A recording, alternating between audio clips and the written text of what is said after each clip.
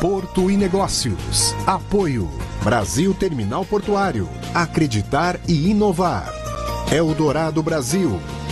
Modal GR. Tecnologia, inovação e resultados. Praticagem São Paulo. Segurança, tecnologia e produtividade a serviço do Brasil.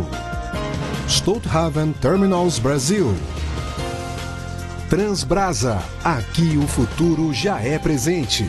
E FIPES, Ferrovia Interna do Porto de Santos. Excelência sob trilhos.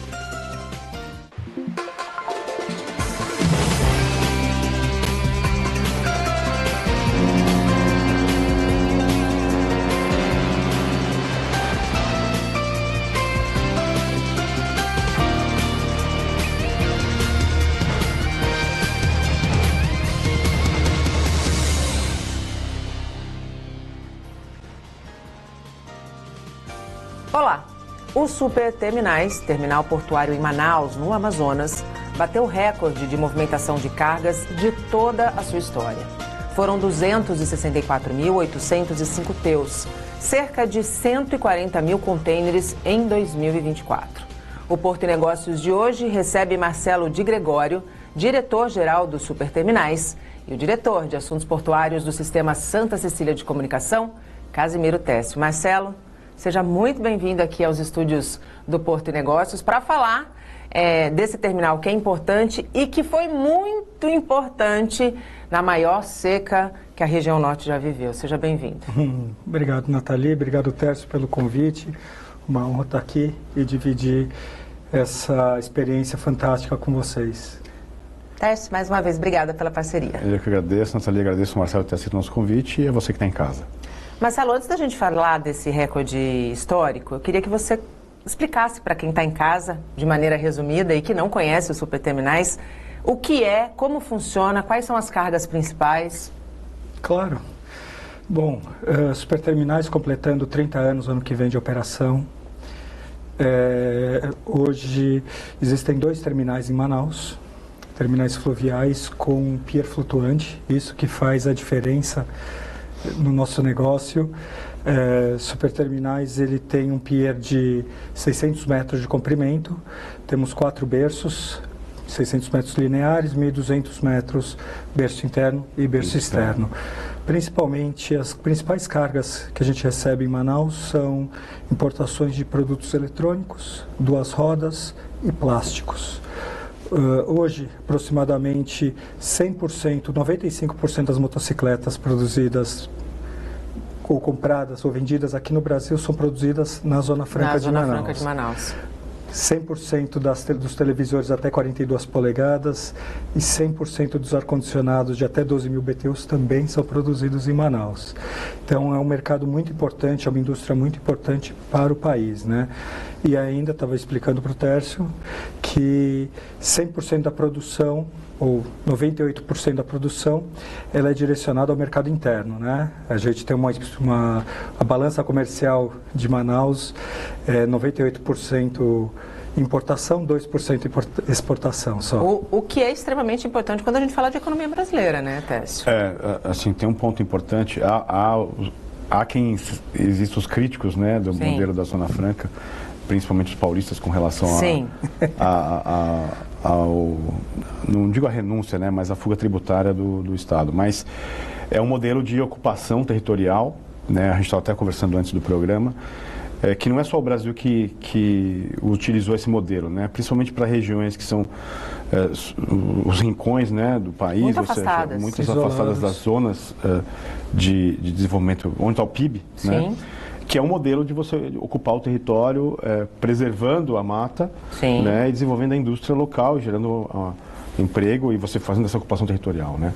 O Brasil faz isso com a Zona Franca de Manaus, a Argentina tem a região de Ushuaia, a Alemanha tem, o Nordeste alemão também tem o mesmo tipo de incentivo fiscal, o Alasca, que é uma fronteira petrolífera dos Estados Unidos, também tem políticas tributárias dessa natureza, ou seja, quando você tem um país de dimensão territorial... continental como o Brasil. Ou você tem áreas extremamente afastadas, né, dos centros urbanos, é uma forma de você criar uma política industrial utilizando, obviamente, incentivos fiscais. Né? E beneficiando todas as regiões desse país que tem essa dimensão espetacular, né? Sim, na verdade... Ou pelo menos deveria. É que o modelo do Manaus ele é bem diferente dos outros modelos dos outros estados do Arco Norte, né? Especificamente olhando a questão da industrialização. Obviamente, quando você vai para os outros estados, aí você tem aí o agro sendo a principal atividade econômica. Marcelo, como foi possível chegar nesses números num ano, como eu disse na abertura, quando te agradeci aqui pela presença no Porto Negócio, como foi possível num ano tão desafiador, um ano em que eu acho que o mundo entendeu que os extremos climáticos agora são uma realidade, né, e que serão cada vez mais extremos, e aquela região sofreu demais? Sofreu muito, Nathalie, do mesmo jeito que o Rio Grande do Sul sofreu com as chuvas e com os alagamentos, nós sofremos com extrema seca, né? 2 anos em seguida, isso nunca tinha acontecido antes, foi a partir de 1901, ou seja, 1902, foram 120 anos que a gente tem de marcação, né, de história, de dados do nível do Rio Amazonas. E desculpa até só fazer mais um complemento, o Rio Negro, ele varia de 17 a 20 metros, né, o calado dele, a variação dele é muito grande. Então, por isso, até por causa disso que o nosso terminal, ele tem que ter um pier flutuante, né? Que nem eu expliquei, são 600 metros de comprimento por 24 de largura e 4 metros de ponta. Então,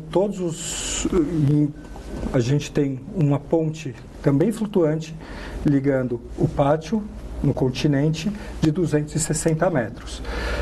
Quando a gente começou a operação em 1996, a gente já fazia essa operação de midstream, né? Ou seja, uma operação no meio do rio. Só que, no caso, na época, não havia o pier, então a gente colocava as balsas a contrabordo e também, naquela época, existiam guindastes em todos os navios, né?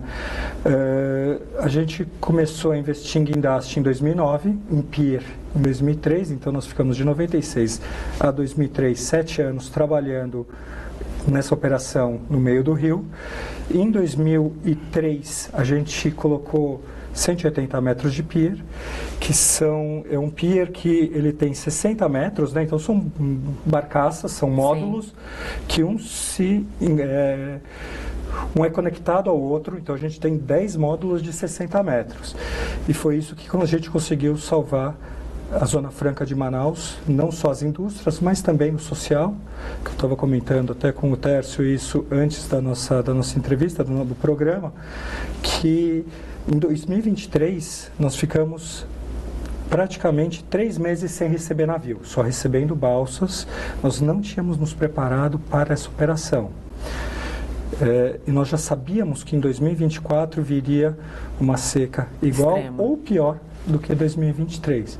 E foi nessa hora que a gente fez um projeto inovador, um projeto arriscado, aonde a gente retirou, a gente pegou 4 módulos desses nossos 10 módulos e levamos para Itacoatiara. Né? Como é que foi essa operação, Marcelo? Essa operação foi uma operação espetacular. A gente conseguiu, junto com o nosso time, né, Nathalie, a gente tem um time de engenheiros que é espetacular, aonde a gente teve que pegar esses 3 módulos e levar a 300 quilômetros de distância de Manaus. E junto com isso... Isso pelo rio? Isso pelo rio, exatamente. Que já estava numa situação complicada. E já estava numa situação... Na verdade, essa situação complicada foi a partir de 19 de setembro de 2024 que a gente não conseguia mais passar nenhum navio, porque no Rio Amazonas nós temos 2 gargalos, né? 2 bottlenecks. Um na Foz do Madeira, que surgiu agora a partir de 2023, que antes disso não existia, que isso daí foi o resultado da implantação das hidrelétricas de Belo Monte e Jirau. Sim. Ou seja, uma vez que você tinha uma velocidade de rio de aproximadamente 4 nós, e você coloca 2 barreiras, 2 hidrelétricas, e você diminui a velocidade do rio pela metade, ou até menos da metade, 2 nós, 1 nó e meio, o que acontece?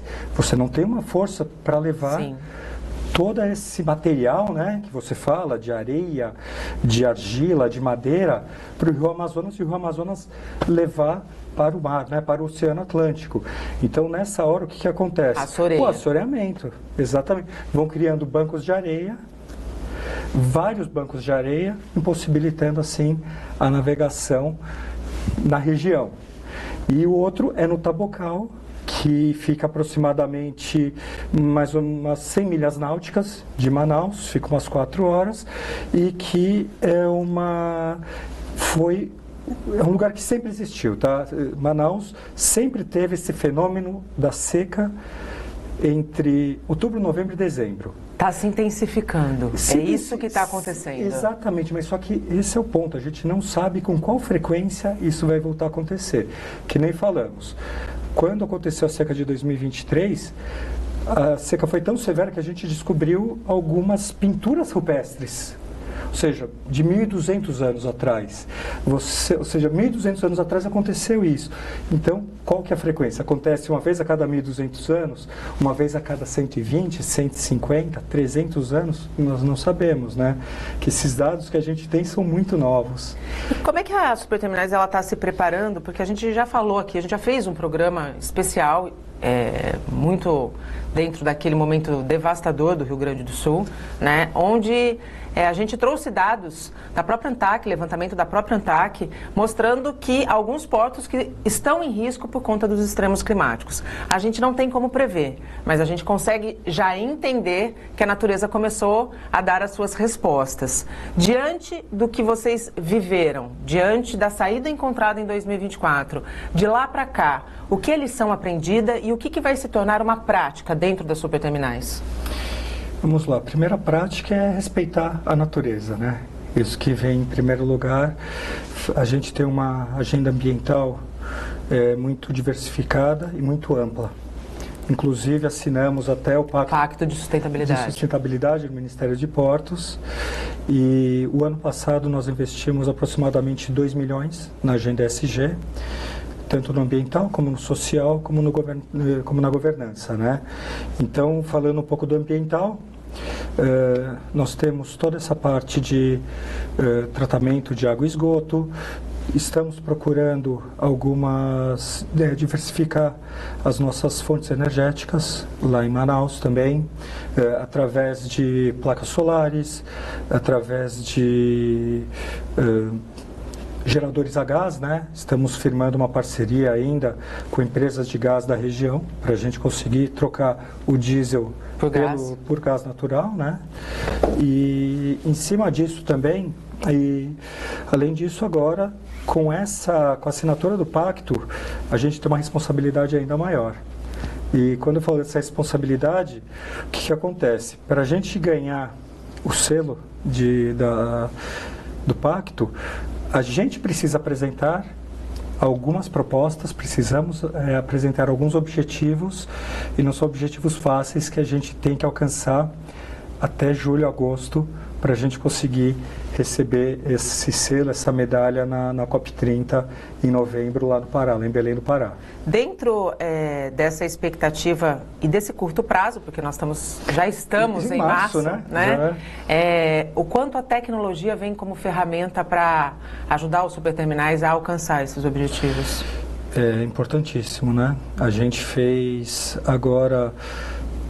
O ano de 2024 foi um ano de muitos desafios, não só por causa da seca, mas também, para vocês terem uma ideia, em janeiro e fevereiro a gente teve o backlog de todos os containers que deixaram de chegar em Manaus no último trimestre de 2023. Quantos foram? Foram 70% de backlog. Eu posso falar que foi mais ou menos uns 22 mil containers chegando em 2 meses, coisa que a gente receberia, se a gente recebe hoje 3 mil, 4 mil containers por semana, né? Exatamente, de 2 a 3 mil por semana, a gente coloca 12 mil, foi mais que o dobro, né? Sim. Então o porto ele ficou muito cheio, e o problema não foi só o terminal também. O problema é que as fábricas não conseguiam receber, dar conta da velocidade de receber, produzir e escoar essa quantidade de matéria-prima e de produto acabado. Então, em cima disso, a gente teve janeiro e fevereiro, o backlog. Março, abril foi a entrada de um novo armador com a gente, que foi a Norcoast, junto com a Hapag Lloyd. Em julho, nós tivemos a implantação do novo TOS lá no terminal, que também mexe com o terminal inteiro. Sim. E depois, em setembro, agosto, setembro, a gente teve a AC, tivemos a Operação Itacoatiara. Então, foi um ano agitado, podemos colocar assim. Mas voltando à parte de tecnologia, a gente já conseguiu diminuir aproximadamente 12% a nossa emissão de carbono, né, de pegada de carbono, porque exatamente a tecnologia ela fala exatamente aonde o caminhão tem que estar, aonde que você, se o caminhão está parado, se tem alguma stacker parada, algum RTG, o que está acontecendo, essa parte de telemetria é muito importante para a gente, né? Então a gente se baseia em tudo.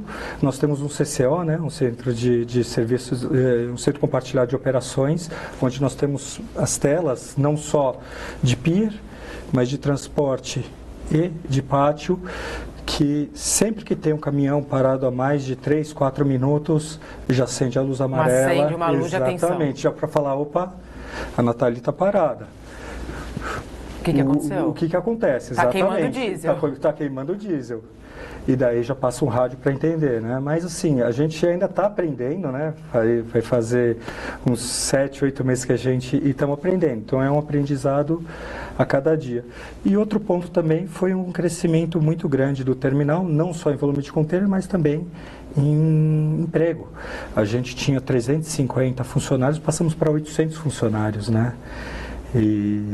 Então é uma alegria para a gente também trabalhar com o pessoal de Manaus, gerar emprego, entendeu? Gerar renda para o Estado. É contribuir, né? É devolver o que o que eles deram. Exatamente. O que eles dão para a gente há 50 anos já, né? É aquilo que a gente sempre fala da relação porto-cidade saudável, né, Tércio? Quando a gente fala de economia, de geração de emprego, a gente está falando de uma relação que precisa ser equilibrada. E ali em Manaus é um exemplo claro, né? Sem a atividade portuária conectando o mundo, a Zona Franca e a Zona Franca ao mercado consumidor, você não tem de fato nada ali, né? Então é uma economia que é altamente dependente do setor portuário. A gente faz um rápido intervalo e volta a falar sobre os superterminais e sobre a alternativa que eles encontraram e que garantiu, né, que o escoamento da produção fosse possível diante de uma seca extremamente severa na região norte. Não saia daí, até já.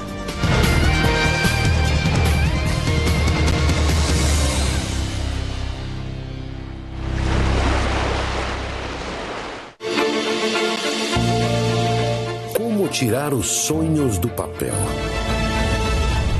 Quer um conselho? Comece com um plano.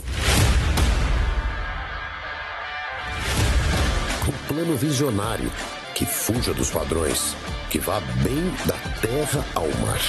Conecte tecnologia, conecte o futuro e o mundo, que una as pessoas por um futuro mais próspero e sustentável.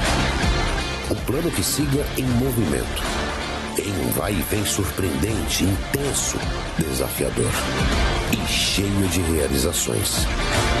Como esse sonho que começou com a gente e só continua com você.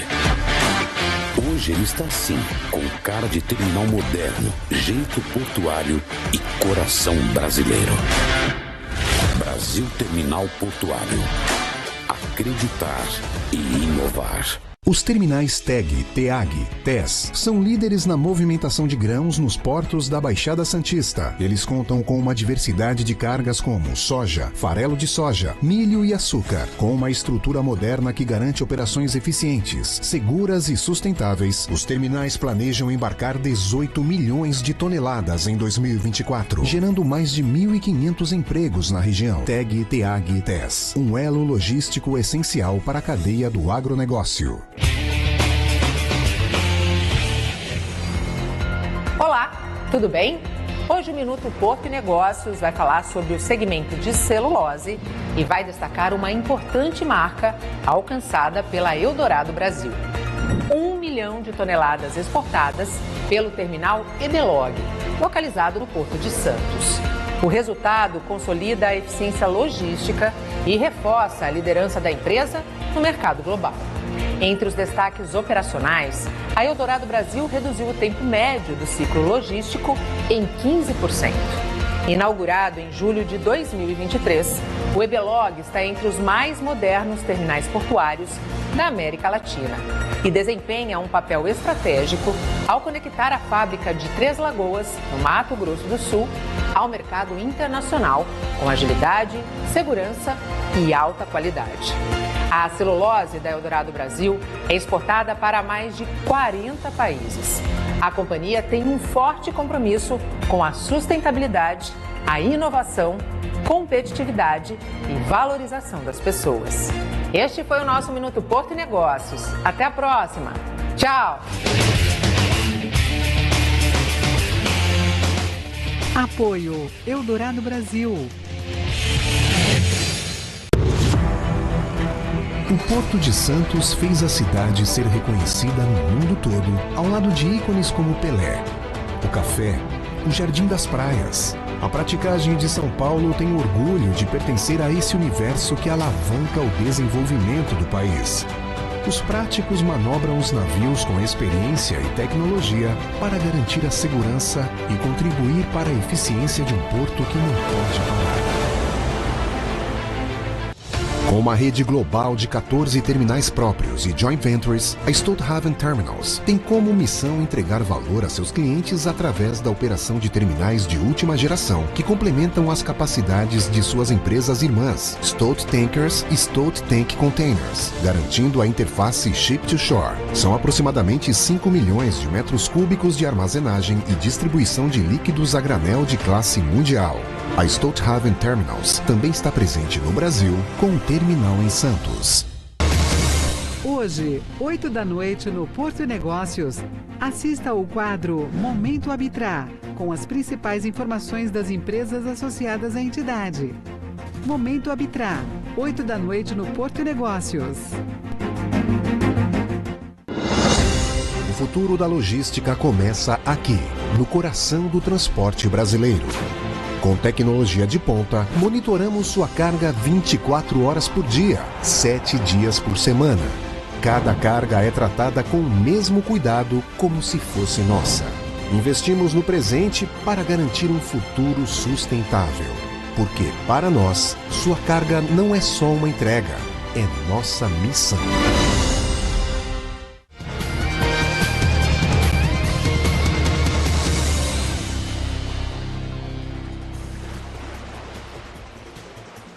Estamos de volta e abrimos este segundo bloco do Porto e Negócios falando sobre o túnel imerso Santos-Guarujá. Autoridades federais, estaduais e municipais lançaram oficialmente o edital para a construção da obra. Prefeitos, deputados, ministros, o governador do estado e o presidente da República. Uma reunião histórica no Parque Valongo para celebrar um momento que certamente será um marco também histórico para o desenvolvimento da região. Foi lançado o edital para a construção do túnel submerso Santos-Guarujá, que será o primeiro do Brasil. O investimento fica em torno de 6 bilhões de reais. O leilão para definir a empresa que assumirá as obras está previsto para agosto. O prefeito de Santos foi o primeiro a falar. Esse túnel faz história.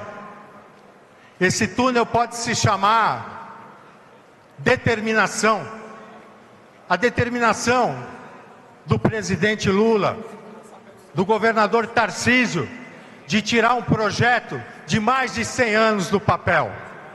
A determinação para melhorar a vida das pessoas que muitas vezes ficam horas e horas numa fila de uma balsa. Para que essa pessoa chegue mais cedo no trabalho, tenha mais tempo de convívio com a família. A determinação para gerar empregos durante essa obra e trazer o desenvolvimento para toda a Baixada Santista. O ministro dos Portos destacou os esforços e a união dos poderes para realizar a obra.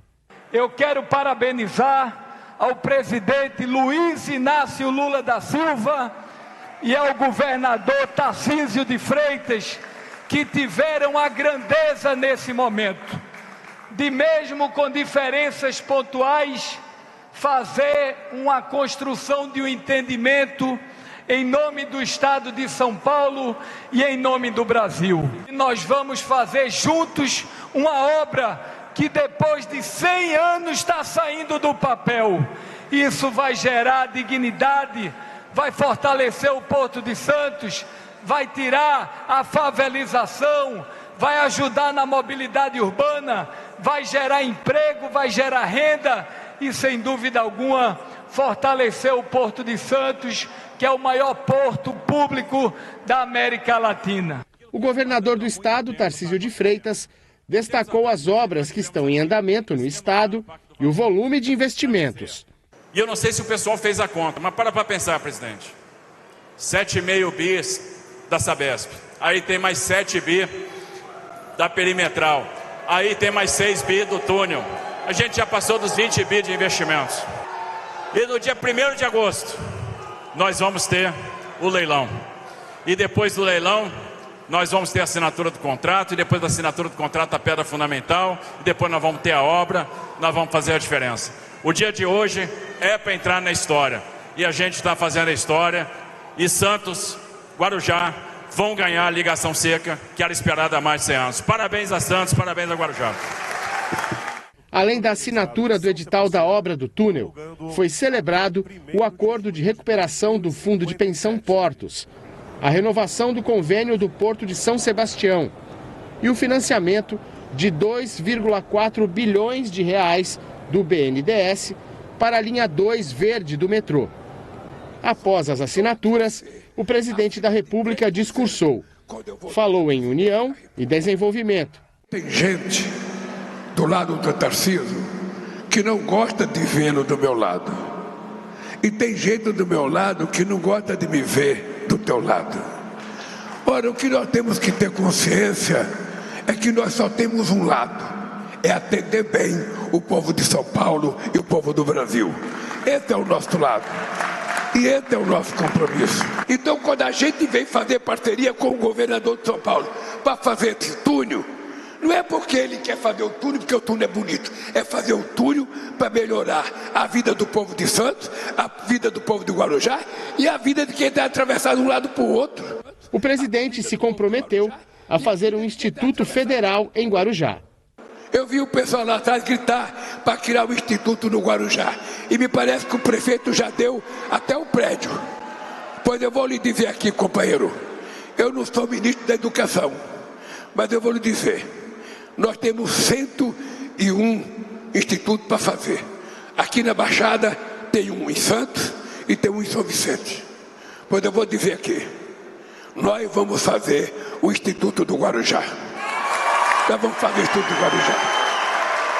Porque quem faz 100, faz 101. Né? Quem está disposto a fazer 100, vai fazer 101. E a coisa que eu mais acredito na vida é a educação. A educação é a única possibilidade da gente tirar esse país do atraso. O prefeito Farid Madi repercutiu a notícia. Para nós foi uma alegria, ainda mais, como eu volto a dizer aqui, o Guarujá, que tem tantas questões, tantos problemas sociais e tantos jovens desamparados, desassistidos socialmente, sem dúvida nenhuma, educação, qualificação profissional é primordial para que a gente possa ser uma cidade melhor, mais justa e mais igual para todos. Técio, de fato foi um dia histórico, né? A lente da imprensa nacional estava aqui em Santos ontem. As vaidades, ao que tudo indica, de fato foram deixadas de lado, né? E a gente tem um lançamento de edital e já tem uma data para leilão.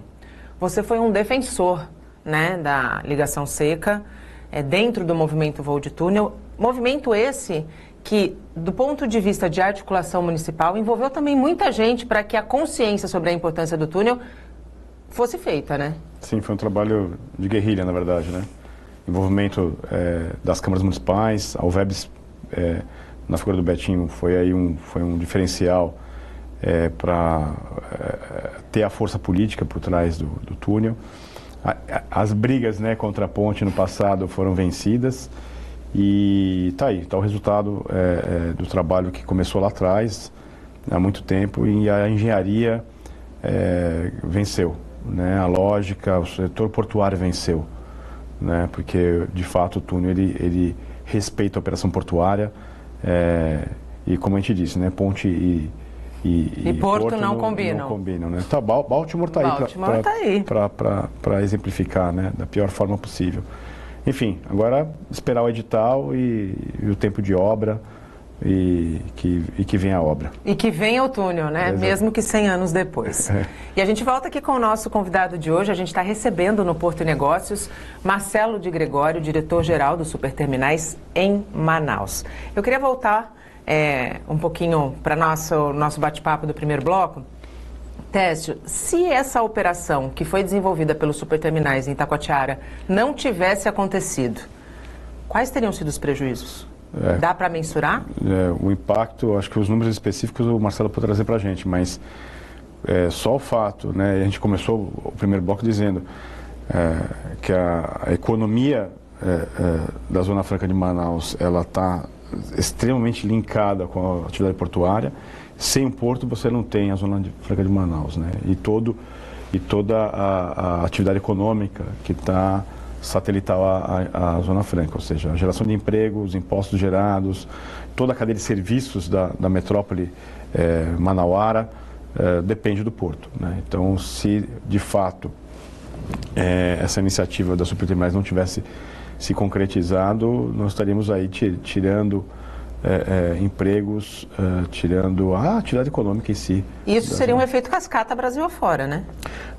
Sim, porque você tem toda a cadeia de comércio que bebe ali da área de produção, ou seja, o efeito cascata ia se refletir em outros setores da economia, com certeza. Os números, Marcelo, quais são? Vamos lá. 2023, a gente teve custo logístico de aproximadamente R$1,5 bilhão de reais para sanar esse problema da falta de navegação, né? Ou seja, a parte de frete rodofluvial, frete aéreo, tiveram empresas que chegaram a desovar os seus containers em Belém e fazer aéreo Belém-Manaus. Tiveram indústrias que fizeram direto Coreia-Manaus, China-Manaus. Manaus, ele mais um dado para vocês, né? 90% da carga que é importada para Manaus, vem do Far East, né? do Extremo Oriente. Ou seja, nós temos 6 países que a gente atende Manaus. China, Coreia, Japão, Índia, Vietnã, Tailândia. Né? Fora Singapura, claro, mas é um buffer que a gente está falando, a gente está falando dos países que vendem a matéria-prima. Então, 90% vem para Manaus via Canal do Panamá, ou também vem ali pela África do Sul.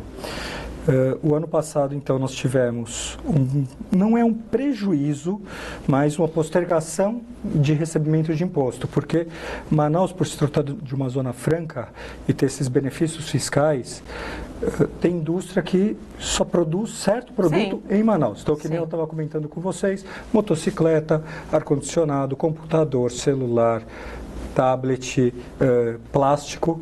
Então, tudo isso é produzido em Manaus e só em Manaus. Então, o que aconteceu? Foi aproximadamente 5 bilhões de reais de tributos que tanto o município como o Estado e a Federação deixaram de receber ou postergaram para receber entre janeiro e fevereiro. Mas também isso daí impactou muito a Black Friday e o Natal aqui de 2023, né? Esse foi um dos maiores problemas. Então, os grandes magazines, atacado, varejo, atacarejo, foram diretamente impactados pela falta de produção. Isso sem falar de férias coletivas, os layoffs, né? O pessoal que perdeu o emprego. E a gente não mandou ninguém embora, porque a gente sabia que, como esses produtos iam chegar a uma certa hora, a gente precisava manter o pessoal, porque uma vez que eu mando alguém embora, talvez quando eu for atrás dele ou dela, a gente já está empregado. Exatamente. Daí, para começar de novo, fazer todo o treinamento vai sair mais caro, né, Nathalie?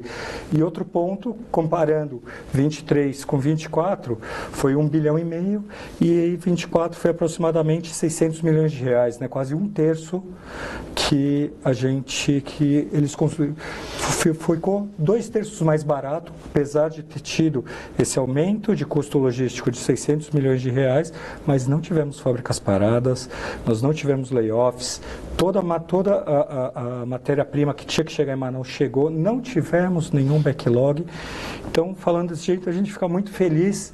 Há uma evolução, realmente, de como lidar com a crise, né? Exatamente. É uma inovação de adaptação. Exato. A gente fala muito sobre mitigação, redução de carbono, descarbonização, pouco de adaptação. Aqui é um exemplo claro de uma inovação. E não é uma inovação com um gadget ou um código-fonte ou algum equipamento eletrônico, né? Uma inovação de você transferir uma operação para outro lugar e fazer, obviamente, um carrossel para o transporte fluvial e salvar a economia da Zona Franca. Né? A gente pode dizer que essa operação de Itacoatiara assegurou, né, as operações do Polo Industrial de Manaus, mas também movimentou a economia do próprio município, né? Sim, né? Diga aqui o Marcelo, o município de Itacoatiara ficou feliz e vai ficar feliz porque vai ter a temporada de Itacoatiara em qualquer eventual seca. Exatamente, futura. Exatamente. Com certeza.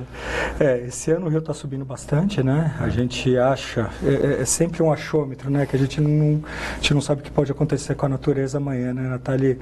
Mas já está quase 1,83 m acima o nível do rio, em comparação ao ano passado.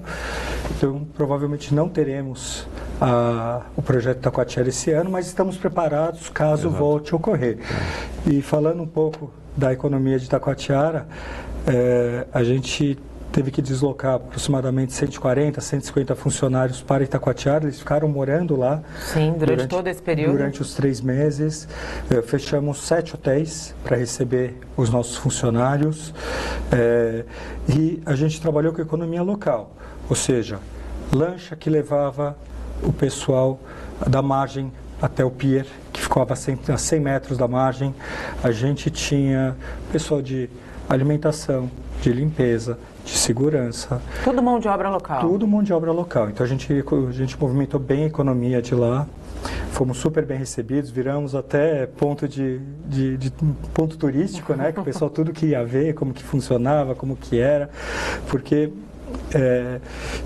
Itacoatiara, ele fica bem na junção do Rio Amazonas com o Rio Madeira, né?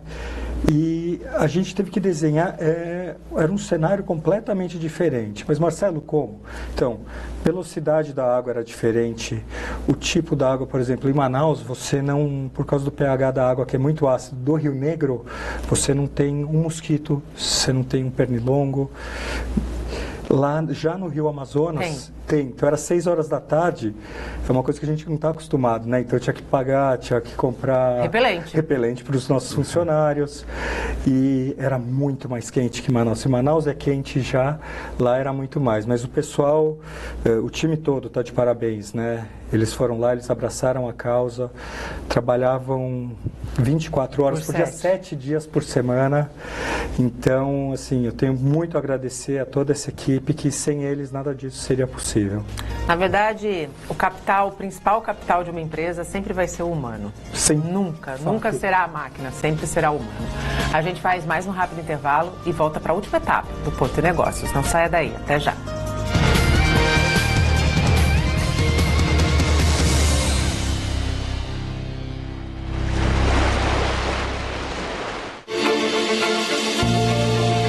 Como tirar os sonhos do papel? Quer um conselho? Comece com um plano. Um plano visionário, que fuja dos padrões, que vá bem da terra ao mar. Conecte tecnologia, conecte o futuro e o mundo, que une as pessoas por um futuro mais próspero e sustentável. Um plano que siga em movimento, em um vai e vem surpreendente, intenso, desafiador e cheio de realizações. Como esse sonho que começou com a gente e só continua com você. Hoje ele está assim, com cara de terminal moderno, jeito portuário e coração brasileiro. Brasil Terminal Portuário. Acreditar e inovar. Somos Modal GR. A tecnologia está em constante transformação. Nós também, desde 2015, impulsionamos negócios com tecnologia de resultado. Abraçamos a mudança para maximizar a eficiência e dar agilidade ao seu negócio com soluções personalizadas. Tecnologia é nossa forma de transformar o planeta e fazer com que nossos clientes acompanhem a evolução digital. Modal GR, tecnologia e inovação estão no nosso DNA. Os terminais TEG, TEAG, TES são líderes na movimentação de grãos nos portos da Baixada Santista. Eles contam com uma diversidade de cargas como soja, farelo de soja, milho e açúcar, com uma estrutura moderna que garante operações eficientes, seguras e sustentáveis. Os terminais planejam embarcar 18 milhões de toneladas em 2024, gerando mais de 1.500 empregos na região. TEG, TEAG, TES, um elo logístico essencial para a cadeia do agronegócio. O Porto de Santos fez a cidade ser reconhecida no mundo todo, ao lado de ícones como Pelé, o café, o Jardim das Praias. A praticagem de São Paulo tem orgulho de pertencer a esse universo que alavanca o desenvolvimento do país. Os práticos manobram os navios com experiência e tecnologia para garantir a segurança e contribuir para a eficiência de um porto que não pode parar.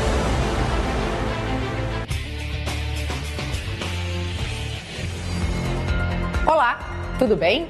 Hoje o Minuto Porto e Negócios vai falar sobre o segmento de celulose e vai destacar uma importante marca alcançada pela Eldorado Brasil. 1 milhão de toneladas exportadas pelo terminal Ebelog, localizado no Porto de Santos. O resultado consolida a eficiência logística e reforça a liderança da empresa no mercado global. Entre os destaques operacionais, a Eldorado Brasil reduziu o tempo médio do ciclo logístico em 15%. Inaugurado em julho de 2023, o Ebelog está entre os mais modernos terminais portuários da América Latina e desempenha um papel estratégico ao conectar a fábrica de Três Lagoas, no Mato Grosso do Sul, ao mercado internacional com agilidade, segurança e alta qualidade. A celulose da Eldorado Brasil é exportada para mais de 40 países. A companhia tem um forte compromisso com a sustentabilidade, a inovação, competitividade e valorização das pessoas. Este foi o nosso Minuto Porto e Negócios. Até a próxima. Tchau! Apoio Eldorado Brasil.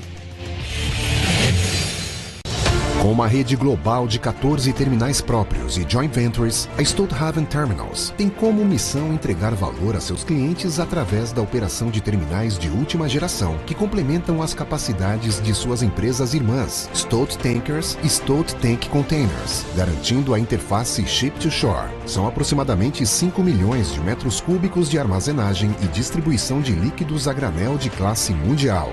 A Stolthaven Terminals também está presente no Brasil, com um terminal em Santos.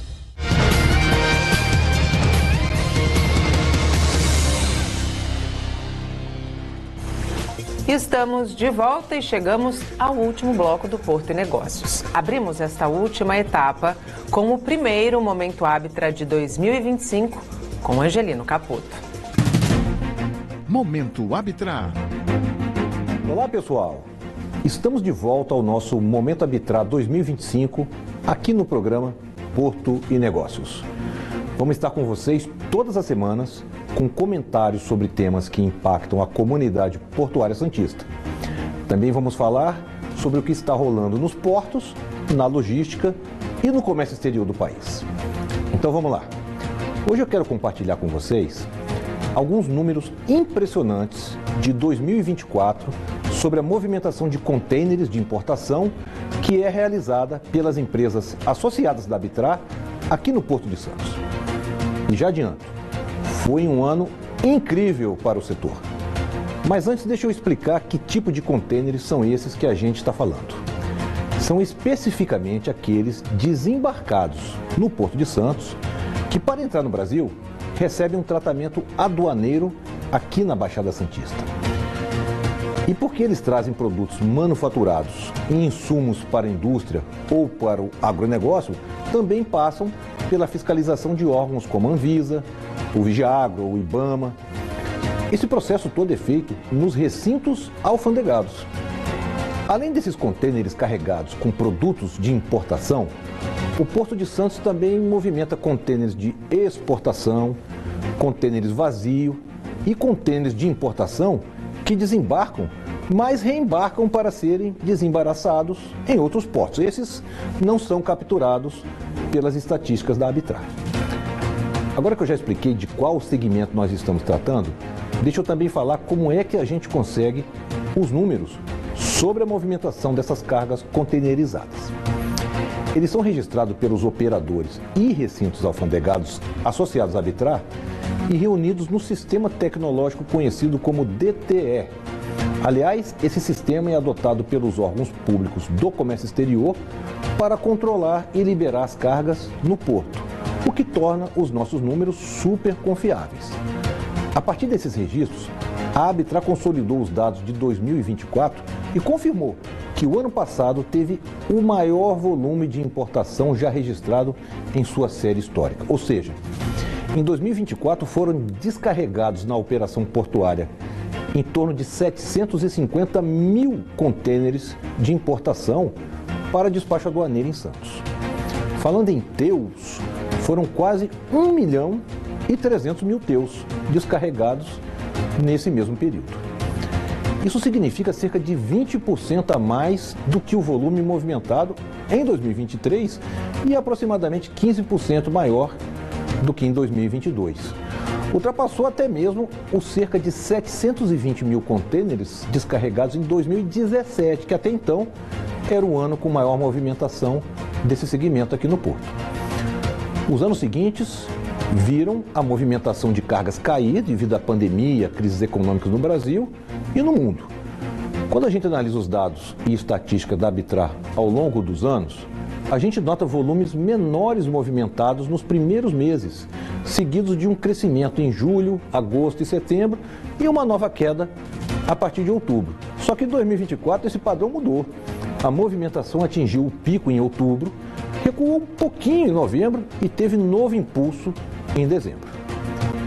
Isso reforça o fato de que o desempenho do setor representado pela Arbitrar no Porto de Santos em 2024 foi o melhor dos últimos anos. Concluindo, a gente pode afirmar que esses resultados não são isolados. Eles refletem uma tendência nacional de fortalecimento do setor portuário no país. Se o crescimento continuar nesse ritmo, é possível que novos recordes sejam quebrados agora em 2025. Momento Arbitrar. Obrigada, Caputo, e voltamos com os nossos convidados. Marcelo de Gregório, diretor-geral do Superterminais, participa desta edição. Além de Casimiro Técio, diretor de Assuntos Portuários do Sistema Santa Cecília de Comunicação. Essa pergunta é para vocês dois. A seca na Amazônia evidenciou a importância de se investir na infraestrutura hidroviária e deixou explícito a importância da cabotagem? Quer começar? Posso falar. Vamos lá. Primeiro que na Bacia Amazônica nós não temos hidrovias, né, Nathalie? Tércio sabe disso. Nós temos rios seminavegáveis. Isso é uma coisa que a gente briga desde sempre. O estado do Amazonas depende 80% do seu transporte fluvial.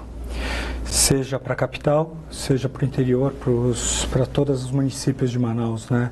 80% da carga, 80% dos passageiros, todos se movem via fluvial. E nós vemos isso em acidentes que acontecem, a falta de controle. Mas vamos voltar um pouco mais para falar dos rios seminavegáveis, né? Nós não temos balizamento, nós não temos sinalização, nós não temos segurança, nós não temos canal de acesso. Uma vez que a gente tiver tudo isso, a gente vai conseguir desenvolver ainda mais a nossa região e atender melhor a população. Isso é uma coisa que não só eu, mas vários empresários brigam por isso, né? Eles falam de BR-319, eles falam de dragagem. Não vamos colocar aqui BR-319, senão a gente ficaria 3 horas discutindo.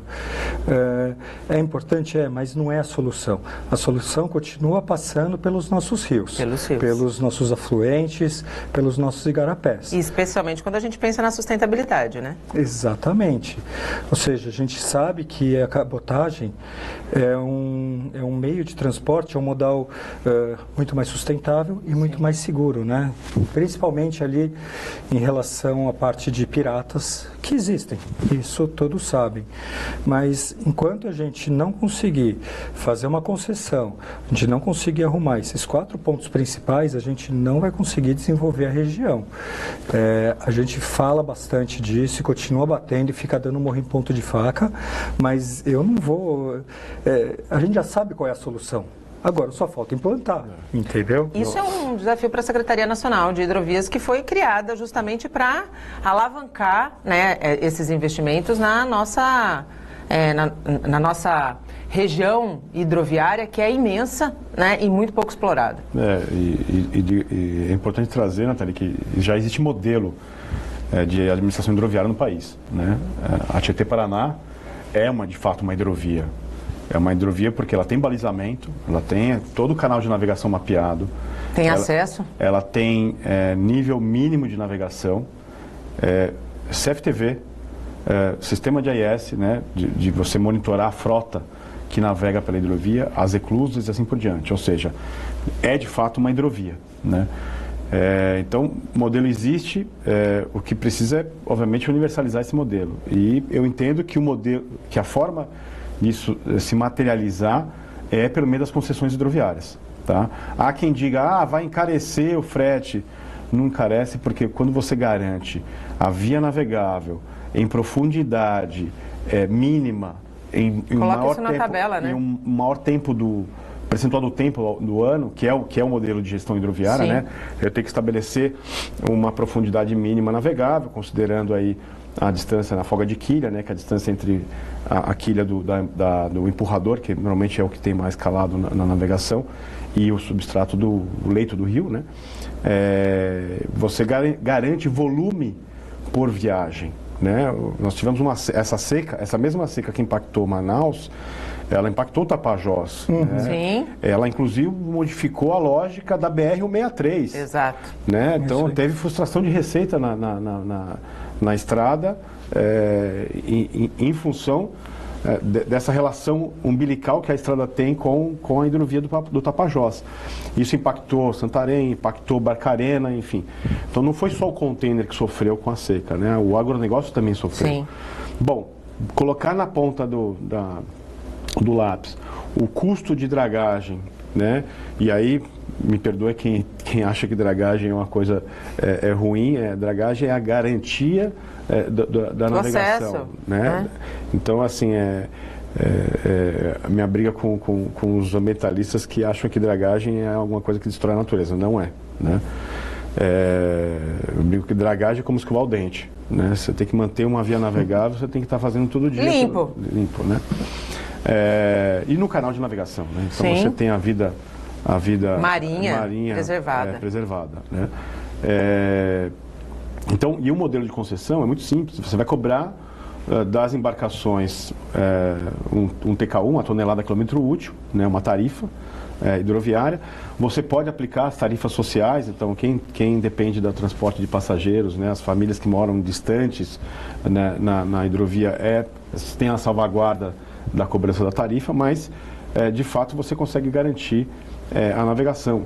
E assim, eu tenho certeza que o embarcador que carrega um comboio lá em Meritituba, em Itaituba, ele topa pagar reais a mais por tonelada para garantia da sua navegação em qualquer... Desde que ele tenha a garantia de que vai acontecer. Vai ter um serviço prestado. Exatamente. Né? O Marcelo trouxe aqui um outro evento importante, né, que são os acidentes. Sim. Quando você tem a via sinalizada, balizada, você evita acidentes, né? E tem muito acidente. Sim. Né? Que eles não são reportados, né? Só os mais graves que acabam chegando à grande... E assim, eu defendo assim, o transporte marítimo, né, fluvial, ele é muito mais seguro do que o transporte terrestre e o aéreo, né? Então tem muito mais acidentes de ônibus e caminhões nas rodovias do que colisões com embarcação. Mas existem esses acidentes que poderiam ser evitados. Sim. Né? Obviamente precisa também salvaguardar a fiscalização das embarcações. Tem muita embarcação que está irregular, né, que não está atualizada do ponto de vista de segurança e precisa estar. Né? Separado isso, o balizamento ele é um instrumento de preservação, né, da segurança da navegação. Você, num serviço de concessão, você tem o apoio ao usuário, né? Então você vai, eu entendo que na modelagem você tem que estabelecer lanchas de segurança para quando alguém emite um aviso de rádio com alguma ocorrência, ou seja, é bom para o usuário, né? Então quem advoga contra as concessões está advogando contra o desenvolvimento do Estado, contra o desenvolvimento do país, contra a economia. Exato. E assim, é uma defesa que tecnicamente não se sustenta. Né? Então, assim, aqui posso trazer o maior defensor contra a ideia da concessão. Meia hora de debate aqui, a gente consegue dobrar no argumento técnico. Né? Então, assim, não tem, mas já está caro. É mais caro quando você não tem a via. Com certeza. Navegável. Porque você não tem a segurança. O que existe, na verdade, assim. Da entrega, a segurança do transporte. É que tem um ponto, assim, que a partir do momento que você garante a via navegável, todo mundo pode navegar. Sim. E aí você estabelece um ambiente concorrencial novo. Sim. Então, quem é contra a concorrência, advoga contra a concessão. Sim. Né? É a mesma coisa da rodovia de concessionada. Então, você tem uma estrada boa, você reduz os custos de transporte, você tem mais gente entrando no mercado de transporte. É a mesma lógica. Pergunta se alguém se incomoda de pagar pedágio nas rodovias concessionadas do estado de São Paulo, onde eles têm segurança, onde eles têm infraestrutura, né? E se aquele pessoal da região centro-oeste do país, por exemplo, vai se incomodar se garantir que o seu ir e vir vai estar seguro, você vai ter uma rodovia que o trânsito flui sem problemas. Né? É mais ou menos isso. É isso. É a mesma lógica. Rodovia concessionada, a velocidade diretriz é maior, então você faz os tempos de viagem em um tempo reduzido. Então você tem curva bem feita, né? Então tudo é engenharia, você tem via duplicada. Né? Então, acidentes são reduzidos. Pode pegar aí qualquer documento de pesquisa entre rodovias concessionadas e não concessionadas e vão entender que a concessão ela é bom para a atividade de transporte. E contra números não há argumentos, Exatamente. sem dúvida nenhuma. Bom, a Secretaria Nacional de Hidrovias tem um grande desafio, né? Até porque foi anunciada uma safra recorde esse ano. Sim. Né? E nós somos sim o país do agro, né? E temos que sim garantir que essa produção possa ser escoada com segurança. Infelizmente, Marcelo, nosso tempo está chegando ao fim, mas antes da gente terminar, eu queria te fazer uma pergunta sobre as perspectivas para 2025. Vamos lá, 2025 a gente está encarando com muito otimismo. Manaus deve voltar, eu acho que crescer aproximadamente uns 7%, né? Como já é a média histórica que acontece, fazendo vários investimentos em equipamentos, em obras civis.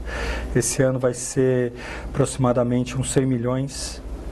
Também assinamos o pacto esse ano, então a gente já tem reservado para investir aproximadamente R$800 mil nessa agenda ESG. Continuamos contratando. Esse ano Esperamos crescer mais uns 100 funcionários. E agradecer você, Nathalie, principalmente o Tércio pelo convite. E fico à disposição, o terminal também para visita. Vamos lá, Tércio?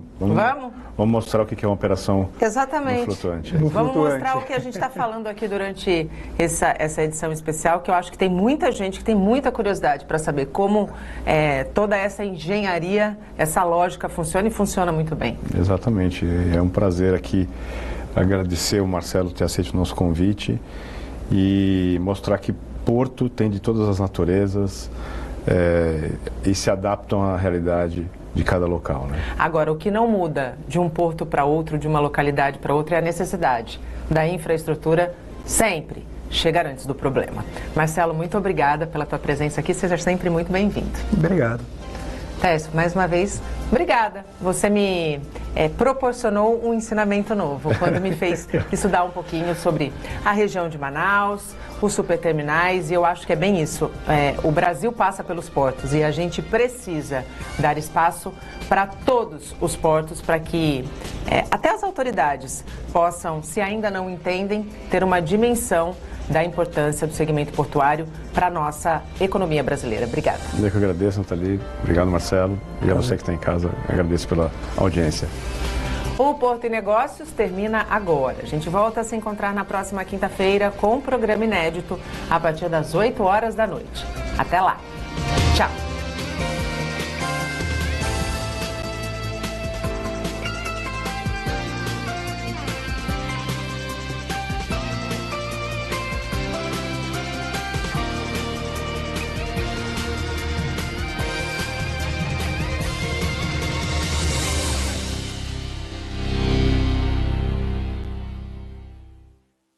Porto e Negócios. Apoio.